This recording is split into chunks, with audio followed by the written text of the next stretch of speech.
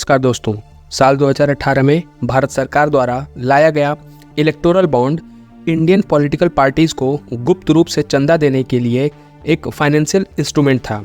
यह बिना किसी अधिकतम सीमा के 1000, 10,000, 1 लाख, 10 लाख, 1 करोड़ के मल्टीपल में जारी किया जाता था।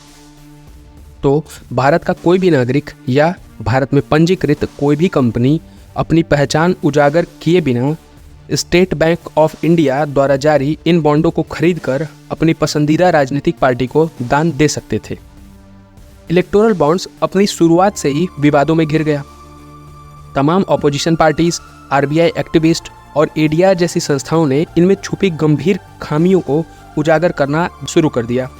उन्होंने बताया कि दान की पहचान गोपनीय रखने से पारदर्शिता में कमी आएगी। क्योंकि चुनाव दान की प्रक्रिया अपारदर्शी होगी, इससे ब्लैक मनी का पॉलिटिकल सिस्टम में फ्लो स्टार्ट हो जाएगा। साथ ही इलेक्टोरल बॉन्ड्स को एसबीआई जारी करेगी, जो खुद एक सरकारी संस्था है। तो सरकार के लिए ये इन्फॉर्मेशन पाना बहुत आसान होगा कि कौन सत्ताधारी पार्टी को और कौन विरोधी पार्टी को चंदा दे रहा है।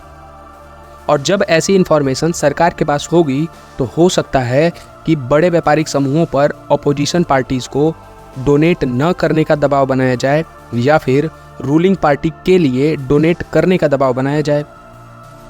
साथ ही इस बॉन्ड में दान देने की अधिकतम सीमा भी समाप्त कर दी गई थी, जो पहले किसी कंपनी के 3 वर्ष के औसत लाभ की 7.5% थी। अब ऐसा नहीं था कि केवल अपोजिशन पार्टीज और आरटीआई एक्टिविस्टों को ही इलेक्टोरल बॉन्ड्स में खामियां दिखाई दे रही थी और वो ही इसका विरोध कर रहे थे, बल्कि स्वयं आरबीआई और इलेक्शन कमीशन ने भी इस पर चिंता जाहिर किया था। पॉलिटिशियन को, पार्टीज को फंड देते हैं, उसमें पारदर्शिता नहीं है, दिखाई नहीं देती, और उसके बिना free and fair election possible नहीं है। तो हमने ये सोचा कि अब उसमें ट्रांसपेरेंसी लाई जाएगी। तो ये जो इलेक्टोरल बॉन्ड है, इससे ट्रांसपेरेंसी तो जो थी वो भी ख़त्म हो जाएगी। वो किस तरह ख़त्म हो जाएगी कि भाई किस कंपनी ने किस पार्टी को दिया, ये तो हमें पता ही नहीं लगेगा। यही तो जानना था, और ट्रांसपेरेंसी का मतलब पर चिंता जाहिर किया था।